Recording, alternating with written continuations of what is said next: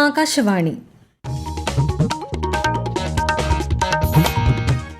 നമസ്കാരം. പ്രാദേശിക വാർത്തകൾ വായിക്കുന്നത് അഞ്ജന പുതിയമഠം.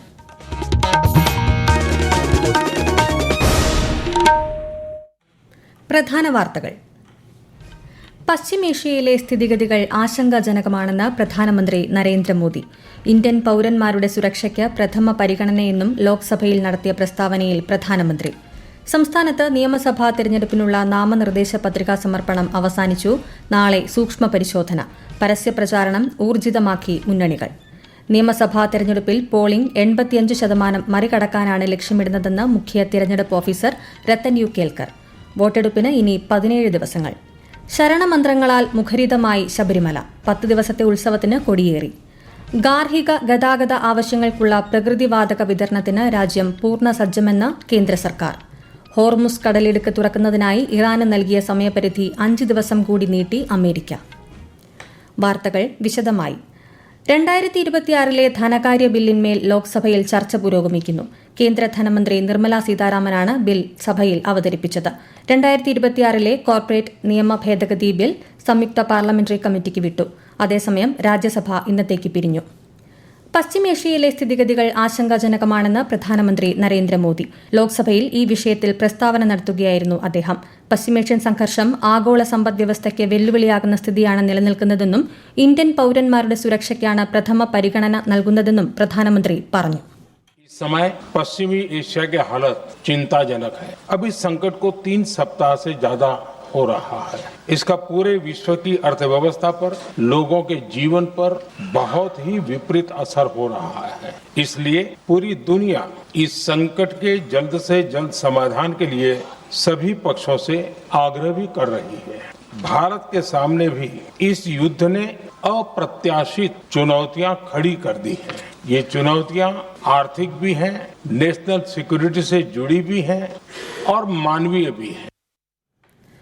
രാജ്യത്തെ എല്ലാ റിഫൈനറികളും പരമാവധി ശേഷിയിൽ പ്രവർത്തിക്കുന്നതായി പെട്രോളിയം പ്രകൃതിവാതക മന്ത്രാലയ ജോയിന്റ് സെക്രട്ടറി സുജാത ശർമ്മ.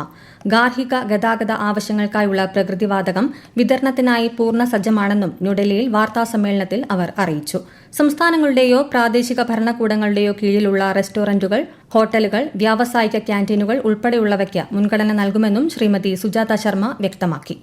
കേരളം ഉൾപ്പെടെ 4 സംസ്ഥാനങ്ങളിലും ഒരു കേന്ദ്രഭരണ പ്രദേശത്തും നിയമസഭാ തെരഞ്ഞെടുപ്പിനുള്ള നാമനിർദ്ദേശ പത്രിക സമർപ്പിക്കാനുള്ള സമയപരിധി ഇന്ന് അവസാനിച്ചു. സംസ്ഥാനത്തൊട്ടാകെ 1181 പത്രികകളാണ് ലഭിച്ചത്. 676 സ്ഥാനാർത്ഥികളാണ് മത്സര രംഗത്തുള്ളത്. നാമനിർദ്ദേശ പത്രിക പിൻവലിക്കാനുള്ള സമയപരിധി കൂടി ഈ മാസം 26 അവസാനിക്കുന്നതോടെ മത്സര ചിത്രം തെളിയും. വിശദാംശങ്ങളിലേക്ക്. വിവിധ മുന്നണികളുടെ പ്രമുഖ സ്ഥാനാർത്ഥികൾ ഉൾപ്പെടെ ഇന്ന് പത്രിക സമർപ്പിച്ചു. പത്രികകളുടെ സൂക്ഷ്മ പരിശോധന നാളെ നടക്കും. ഈ മാസം 26 വരെ പത്രിക പിൻവലിക്കാം. സ്ഥാനാർത്ഥികളെല്ലാം ഇനി പരസ്യ പ്രചാരണത്തിലായിരിക്കും ശ്രദ്ധ കേന്ദ്രീകരിക്കുന്നത്. മുന്നണികളുടെ ദേശീയ നേതാക്കൾ വരും ദിനങ്ങളിൽ പ്രചാരണത്തിനായി കേരളത്തിലുണ്ടാകും. ബിജെപിക്കായി പ്രധാനമന്ത്രിയും മുതിർന്ന നേതാവുമായ നരേന്ദ്രമോദി, കേന്ദ്രമന്ത്രി അമിത്ഷാ, പാർട്ടി ദേശീയ അധ്യക്ഷൻ നിതിൻ നബീൻ എന്നിവർ എത്തും. UDFന്റെ പ്രചാരണത്തിന് ലോക്സഭാ പ്രതിപക്ഷ നേതാവ് രാഹുൽ ഗാന്ധിയുടെ പര്യടനം മറ്റന്നാൾ കോഴിക്കോട് ആരംഭിക്കും. LDF പ്രചാരണത്തിനായി മുഖ്യമന്ത്രി പിണറായി വിജയൻ വിവിധ ജില്ലകളിൽ പര്യടനം നടത്തുകയാണ്. 140 മണ്ഡലങ്ങളിലേക്കും അടുത്ത മാസം 9-നാണ് വോട്ടെടുപ്പ്. മെയ് 4-നാണ് വോട്ടെണ്ണൽ. News desk Akashvani. തിരഞ്ഞെടുപ്പ് കമ്മീഷന്റെ കത്തിലെ രാഷ്ട്രീയ പാർട്ടിയുടെ സീൽ ക്ലറിക്കൽ പിഴവാണെന്നും നേരത്തെ തന്നെ തെറ്റ് തിരുത്തിയതായും മുഖ്യ തെരഞ്ഞെടുപ്പ് ഓഫീസർ രത്തൻ യു കേൽക്കർ. പിശക് ചൂണ്ടിക്കാട്ടി മാർച്ച് 21 തന്നെ നിർദ്ദേശം പിൻവലിച്ചുകൊണ്ടുള്ള അറിയിപ്പ് എല്ലാ രാഷ്ട്രീയ പാർട്ടികൾക്കും ജില്ലാ തെരഞ്ഞെടുപ്പ് ഉദ്യോഗസ്ഥർക്കും റിട്ടേണിംഗ് ഓഫീസർമാർക്കും നൽകിയിരുന്നതായും അദ്ദേഹം അറിയിച്ചു. പഴുതടച്ചുള്ള പ്രവർത്തനങ്ങളാണ് കമ്മീഷൻ നടത്തിവരുന്നതെന്നും തെറ്റായ സന്ദേശം പ്രചരിപ്പിക്കുന്നത് ഒഴിവാക്കണമെന്നും മുഖ്യ തെരഞ്ഞെടുപ്പ് ഓഫീസർ വാർത്താക്കുറിപ്പിൽ അഭ്യർത്ഥിച്ചു.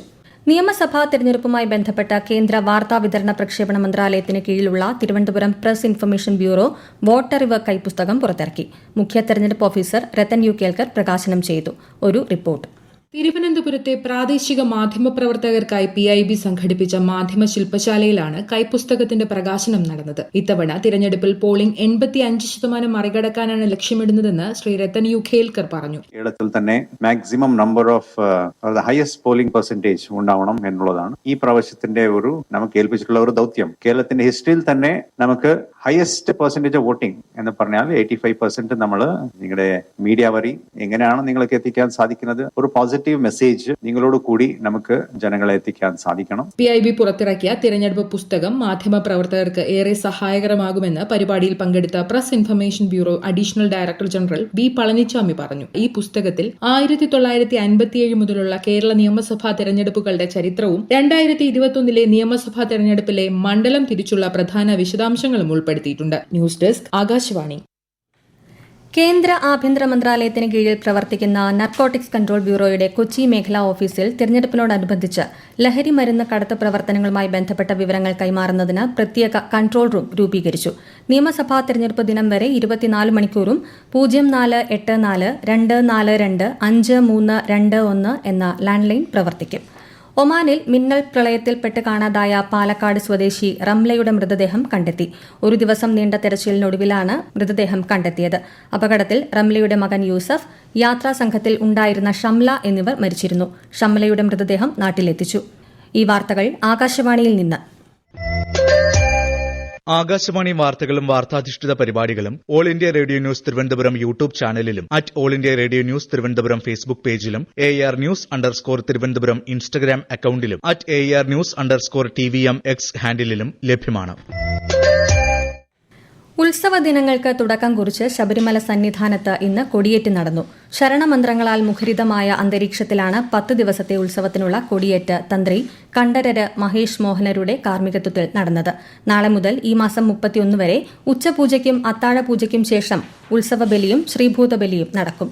ആകാശവാണി തിരുവനന്തപുരം നിലയത്തിന്റെ ഈ വർഷത്തെ സ്വാതി തിരുനാൾ സംഗീതോത്സവത്തിന് നാളെ തുടക്കമാകും. വൈകിട്ട് 6 മണിക്ക് സ്വാതി തിരുനാൾ സംഗീത കോളേജിൽ 3 ദിവസത്തെ സംഗീതോത്സവം ആരംഭിക്കും. ഓച്ചിറ V. ശിവദാസൻ, അശ്വതി തിരുനാൾ രാമവർമ്മ, ഡോക്ടർ ആനയടി ധനലക്ഷ്മി തുടങ്ങിയവരുടെ കച്ചേരികൾ അരങ്ങേറും. 1000-ലധികം കിലോമീറ്റർ കടന്ന് പാലക്കാട് നിളാതീരത്ത് വീണ്ടും എത്തിയ യൂറേഷ്യൻ പ്രാപ്പിഡിയൻ പക്ഷി കൌതുകമായി. തൃത്താലയിലെ നെൽവയലിലാണ് പക്ഷി നിരീക്ഷകർ യൂറേഷ്യൻ പ്രാപ്പിഡിയനെ കണ്ടെത്തിയത്. ആകാശവാണി പാലക്കാട് ജില്ലാ പ്രതിനിധി ഫൈസൽ അലിമുത്ത് തയ്യാറാക്കിയ റിപ്പോർട്ട്.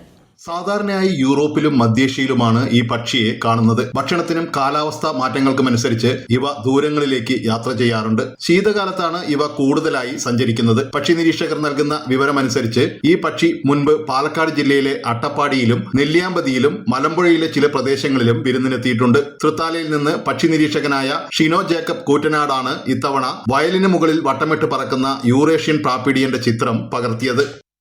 പശ്ചിമേഷ്യൻ സംഘർഷത്തിന്റെ പശ്ചാത്തലത്തിൽ ഹോർമുസ് കടലിടുക്ക് തുറക്കാൻ ഇറാൻ അനുവദിച്ച സമയപരിധി 5 ദിവസത്തേക്ക് കൂടി നീട്ടി നൽകിയതായി US പ്രസിഡന്റ് ഡൊണാൾഡ് ട്രംപ്. ഈ കാലയളവിൽ ഇറാനിലെ ഊർജ്ജ നിലയങ്ങൾക്ക് നേരെ ആക്രമണങ്ങൾ നടത്തില്ലെന്നും അദ്ദേഹം വ്യക്തമാക്കി. നേരത്തെ നിശ്ചയിച്ചിരുന്ന സമയപരിധി അവസാനിക്കാൻ മണിക്കൂറുകൾ മാത്രം ബാക്കി നിൽക്കെയാണ് ട്രംപിന്റെ പ്രഖ്യാപനം.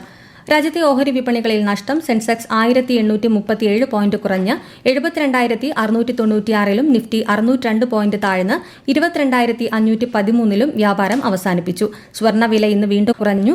ഉച്ചതിരിഞ്ഞ് ഗ്രാമിന് 400 രൂപ കുറഞ്ഞ് 12,435 രൂപയും പവന് 3,200 രൂപ കുറഞ്ഞ് 99,480 രൂപയുമാണ്. സംസ്ഥാനത്ത് വിവിധ ജില്ലകളിൽ ഈ മാസം 26 വരെ പകൽ താപനില ഉയരാൻ സാധ്യതയെന്ന് കേന്ദ്ര കാലാവസ്ഥാ വകുപ്പ്. പാലക്കാട്, കൊല്ലം ജില്ലകളിൽ ഉയർന്ന താപനില 38 ഡിഗ്രി സെൽഷ്യസ് വരെയും പത്തനംതിട്ട, ആലപ്പുഴ, കോട്ടയം, എറണാകുളം, തൃശൂർ ജില്ലകളിൽ താപനില 37 ഡിഗ്രി സെൽഷ്യസ് വരെയും തിരുവനന്തപുരം, മലപ്പുറം, കോഴിക്കോട്, കണ്ണൂർ, കാസർഗോഡ് ജില്ലകളിൽ താപനില 36 ഡിഗ്രി സെൽഷ്യസ് വരെയും ഉയരാൻ സാധ്യതയുണ്ട്. ഇടുക്കി, വയനാട് ഒഴികെയുള്ള 12 ജില്ലകളിൽ മഞ്ഞ ജാഗ്രതാ നിർദ്ദേശം നൽകിയിട്ടുണ്ട്. പ്രധാന വാർത്തകൾ വീണ്ടും. പശ്ചിമേഷ്യയിലെ സ്ഥിതിഗതികൾ ആശങ്കാജനകമാണെന്ന് പ്രധാനമന്ത്രി നരേന്ദ്രമോദി. ഇന്ത്യൻ പൌരന്മാരുടെ സുരക്ഷയ്ക്ക് പ്രഥമ പരിഗണനയെന്നും ലോക്സഭയിൽ നടത്തിയ പ്രസ്താവനയിൽ പ്രധാനമന്ത്രി. സംസ്ഥാനത്ത് നിയമസഭാ തെരഞ്ഞെടുപ്പിനുള്ള നാമനിർദ്ദേശ പത്രികാ സമർപ്പണം അവസാനിച്ചു. നാളെ സൂക്ഷ്മ പരിശോധന. പരസ്യപ്രചാരണം ഊർജിതമാക്കി മുന്നണികൾ. നിയമസഭാ തെരഞ്ഞെടുപ്പിൽ പോളിംഗ് 85% മറികടക്കാനാണ് ലക്ഷ്യമിടുന്നതെന്ന് മുഖ്യ തെരഞ്ഞെടുപ്പ് ഓഫീസർ രത്തൻ യു കേൽക്കർ. വോട്ടെടുപ്പിന് ഇനി 17 ദിവസങ്ങൾ.